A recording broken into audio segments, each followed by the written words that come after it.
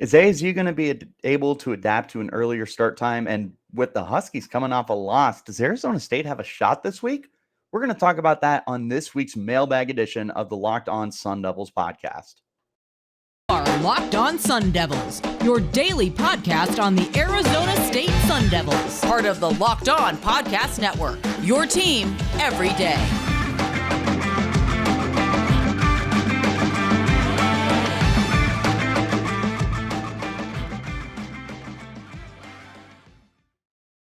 Hello and welcome back to the Locked On Sun Devils podcast. My name is Richie Bradshaw and I am your guide for everything Arizona State Sun Devils. Thank you all so much for making us your first listen of the day. Make sure that you check out this podcast wherever you get your podcast, which includes YouTube. If you want to check us out in that visual platform, wherever you do get those podcasts, though, hit like and subscribe. Turn on those notifications so you get an update every time we post new content. We do have new content Monday through Friday. To stay in touch with that content, make sure you're following me on Twitter. You can find me at RichieBrads36. You can also find the podcast wire there as well at LO_Sun Devils. Before we hop in, today's episode is brought to you by Upside. Download the free Upside app and use promo code LOCKED to get $5 or more cash back on your first purchase of $10 or more. All right, guys, you know the drill. It's mailbag time. Not too many questions this week, so we should be able to power through this pretty quickly, and I'll give some thoughts at the very end of this episode. Let's go ahead and just hop right into the conversation. First thing, will Xazavian Valladay get 100 rushing yards against the Huskies? This is going to be a very tough matchup. The Washington Huskies are in the top half of the league. They might be closer to the top third. I'm not 100% sure. But they are allowing 108 rushing yards per game. That, I believe, is like second in the Pac-12. Third, looks like third. Yeah, third in the Pac-12 behind Oregon and Wazoo. Washington has done a very good job clamping the run this year. Now, admittedly, they haven't played the craziest run-heavy teams in the league. UCLA, I mean, they had a lot of success running the ball on the ground, but that tends to happen when you have, what's his name?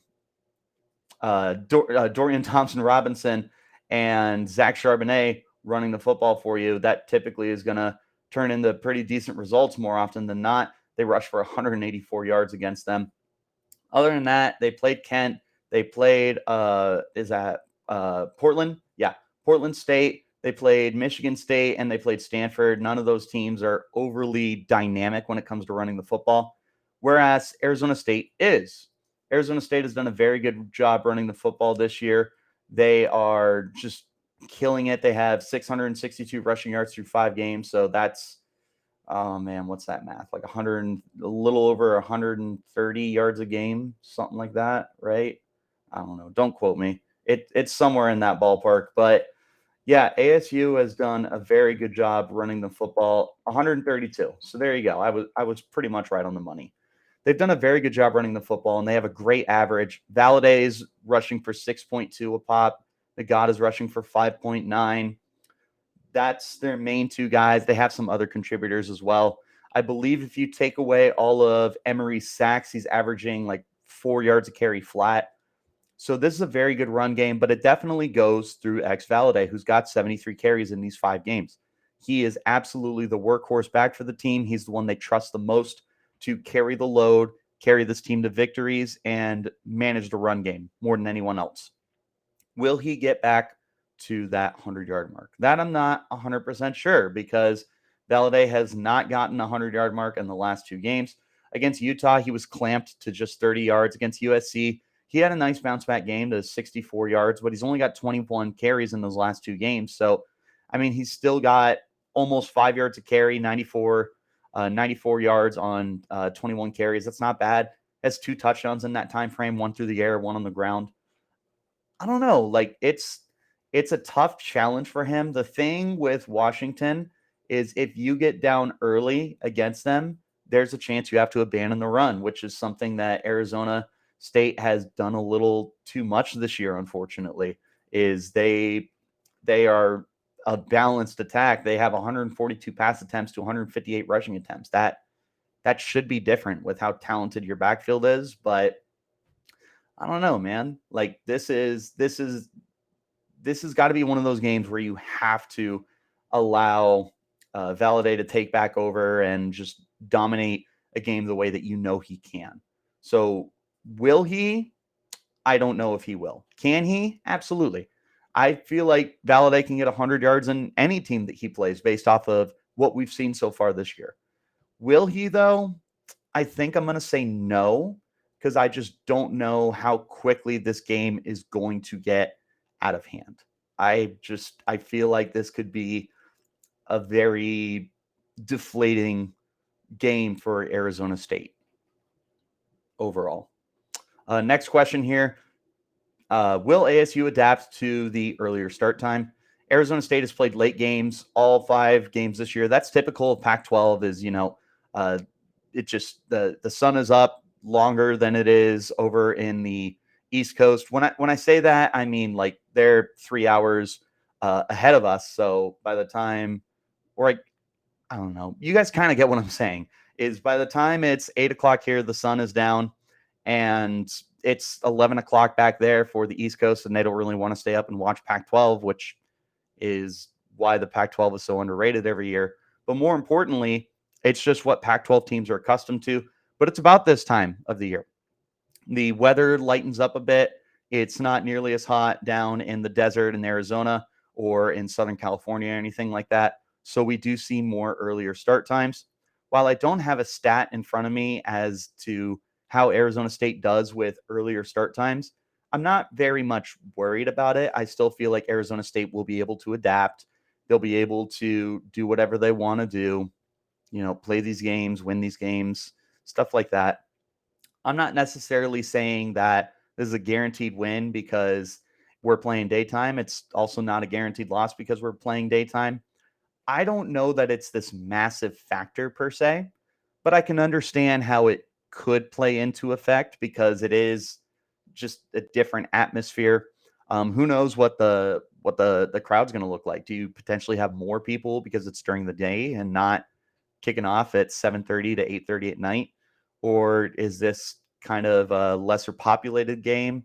I'm not really sure whether or not the crowd is going to be a factor or not because of that. So it'll be very interesting to see what ends up shaking out here for the Sun Devils in their first early game of the year, right? Yeah, everything else has been either prime time or night.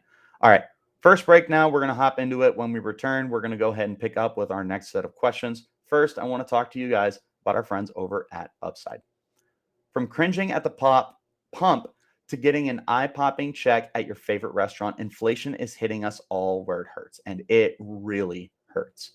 That's why I started using Upside. Upside is an incredible app for anyone who buys gas, groceries, or dines out. So all of us. With every purchase, I'm saving and earning cash back thanks to Upside. Upside absolutely saves me when I'm at the pump, driving my big old truck and guzzling that gas. Upside is helping me get some money back for all the money that I'm spending on it. To get started, download the free Upside app and use my promo code LOCKED and get $5 or more cash back on your first purchase of $10 or more. Next, claim an offer for whatever you're buying on Upside. Check in at the business, pay as usual with a credit card or debit card, and get paid. In comparison to credit card rewards and loyalty programs, you can earn 3 times more cash back with Upside. Upside users are earning more than $1 million a week. That's probably why they have a 4.8 star rating on the App Store. Download the free Upside app, use promo code LOCKED to get $5 or more cash back on your first purchase of $10 or more. That's $5 or more cash back on your first purchase of $10 or more when you use the promo code LOCKED for the Upside app. Back into it. Not going to waste any more time. Remember, the podcast is free and available on all platforms. Next question here. Do you think Arizona State can pull off an upset? And if so, how will they pull it off? I think they can. So if you guys want to go and check out the most recent episode of Locked On Pac-12, me and Spencer McLaughlin sit down and talk about potential upsets in the Pac-12. One of the games I highlighted was Arizona State. Here's the reason why. Washington is coming off a loss. They got exposed a little bit. Now, granted, they finished the game very strong. Michael Penix Jr. is just outstanding at quarterback, and he really started pulling the strings and getting everything together to end the game for Washington, and they ended up losing by 1 possession. It was a good game. But they definitely got exposed a little bit, and in that sense, I mean that they're not immortal. They can be beaten. This is also another road game for Washington, and they're coming down to Tempe, which is it an easy place to play? This year it has been. It's typically not the best home field advantage for Arizona State. However, even if the fans in the stands are playing more to Washington than they are Arizona State, here's the problem. Arizona State is playing with a lot of passion right now. They're playing as if the college football playoff is on the line, which, by the way, it's not even close. You have 4 losses. Nonetheless, this team, the last 2 weeks, is going out with so much encouragement and so much determination to prove everyone wrong. They're all over it. And with that kind of mentality, you just can't count a team out like that. I feel like it happened down in U of A this year. I think their over-under for wins was either 1.5 or 2.5, and they passed it. They've got 3 wins this year. They're 3-2. I don't like, building up U of A. I hate them. I do, truly. But you can't deny that there's something in the water down there this year, and that they're playing with a lot of grit, a lot of mentality, and a lot of hope to get back on track. Now, granted, their next 6 games are just brutal. They have 5 straight ranked games. Then they have Wazoo at home, and then ASU comes at the end of the year. So their last 7 games are going to be brutal, but this isn't the Locked On Wildcats podcast. The point I'm trying to make here is where I once looked at Arizona State confidently to be a 6-6 team. Lost it, right? Herm Edwards gets fired. Whole team looks like garbage. I then went from this team could be 6-6 to I don't see another guaranteed win on the schedule. After what they did in USC, in LA, in the Coliseum, that team had grit. That team showed they're up to the competition and they're ready to step up. They only lost by 17. Now they're back home. They're starting to feel themselves. They're buying into Sean Aguano and what he's coaching down there for them. This team is hungry, and they're looking to get an upset. I would not count them out right now. Am I betting on them to win? No. Washington is a much better football team from top to bottom. Their offense is electric. The defense is playing a lot better than it was last year. This team is deadly. Michael Penix is deadly. Michael Penix is a legitimate Heisman contender. And you can debate the wall if you disagree. Michael Penix is outstanding. This is a very, very good quarterback. This is a guy who everyone in the Pac-12 should fear, and everyone outside of the Pac-12 too. As long as he stays healthy, he's dominating. So it's going to be hard to slow down Penix. It's going to be hard to slow down the Huskies. But if you can find a way to do it, I don't know. Anything's possible. That's the beauty of college football. Anything is possible any given Saturday. Next question here. Do you believe there's any momentum from playing USC that the Sun Devils can take into this week? Yeah, absolutely. I just touched on that a little bit, but to expand more on that, yes, 100%. Arizona State, like I said, they're feeling themselves right now. They're confident. They're playing with an edge. They're looking at these teams and they're not afraid, and they're saying, give us your best shot. We're gonna give you ours. And again, does that equate to wins? No. Is there a chance we still go winless? Absolutely. There's absolutely a chance that you lose the remainder of your games and end your season at 1-11. But I don't think that's going to happen. In fact, I think that there's probably 3 wins left on the schedule for them with the potential for an upset somewhere. I like them against Stanford in Palo Alto. I like them against Colorado at home. And I like them against, or you know what? Is Colorado on the road? I can't remember if it's in Boulder or not. It is. So I like ASU at Stanford and Palo Alto. I still like ASU over Colorado in Boulder, and I still believe in us to go down to Tucson and beat U of A. I see 3 wins. That gets you to 4-8. That's not terrible considering what you had to play with. But at the same time, I look at Washington and I'm like, hey man, don't take us for granted. I look at UCLA, who has to come to Arizona State and say, don't take us for granted. I think you lose in Pullman.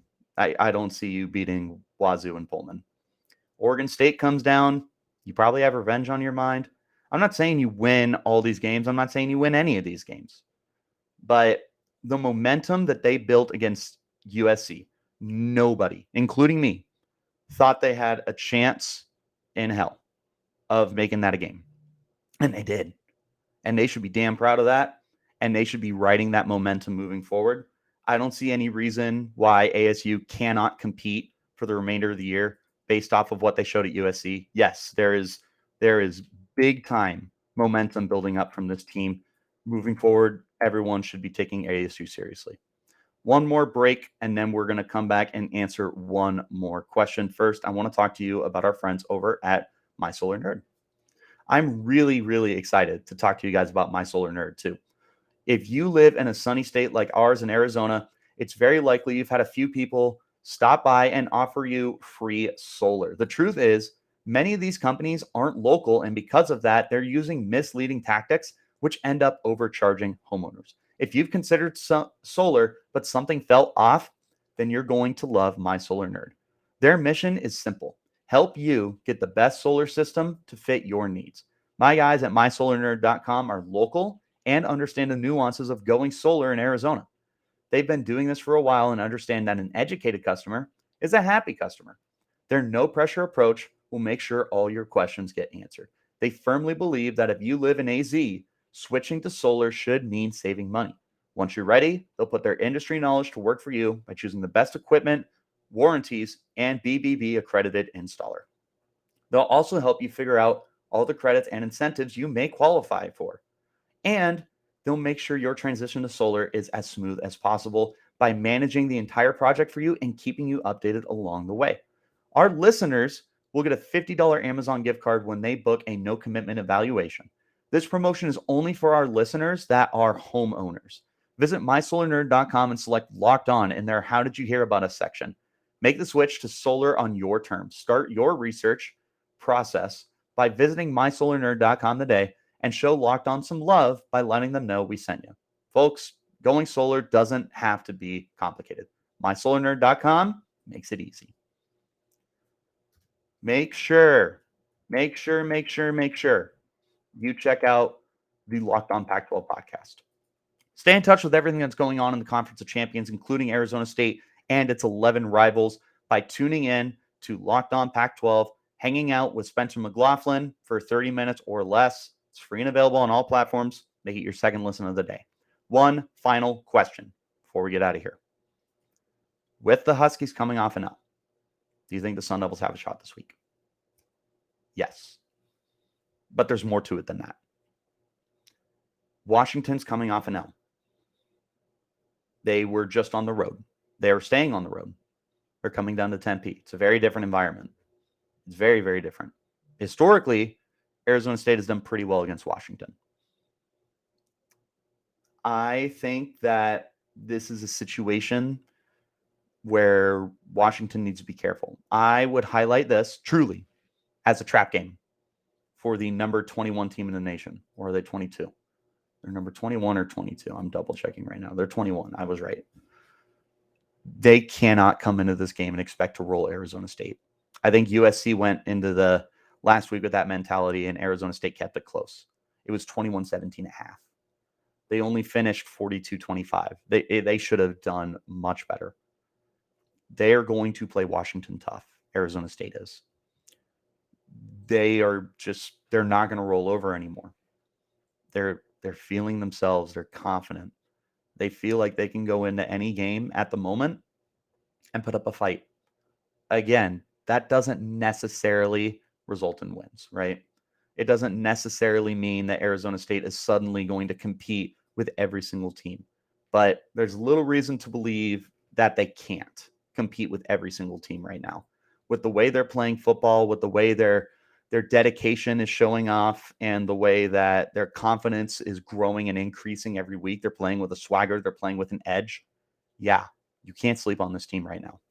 You need to be careful going into this game if you're Washington. If you think this game is going to be sunshine and rainbows, you're in for bad news. Arizona State has a lot of momentum. They played USC close. They got blown out by Utah, but you heard from those players that they were confident and that they want to shock the world. And guess what? They did last week. They lost, but they shocked the world. They were 25-point underdogs, and they covered by 8. That is a good cover. You cannot overlook this Arizona State Sun Devils team, because if you do, you're going to get in trouble. That's not a biased opinion. That is simply looking at what's going on with Arizona State right now and realizing and giving credit to the fact that this team is not ready to bow down to anyone. That's it. That's all I got for this edition of the Locked On Sun Devils podcast. Thank you guys so much, as always, making us your first listen of the day. Check us out on all platforms where you get your podcasts, including YouTube. If you want to see us in a visual platform, wherever you do get those podcasts, though, hit like, subscribe, and turn on notifications so you get an update every time we post new content. Content comes out Monday through Friday, and if you want to stay in touch with that content, follow me on Twitter. You can find me at Richie Bradshaw36, and you can find the podcast as well at LO_Sun Devils. So until next time, guys, you keep it locked right here on Locked On Sun Devils.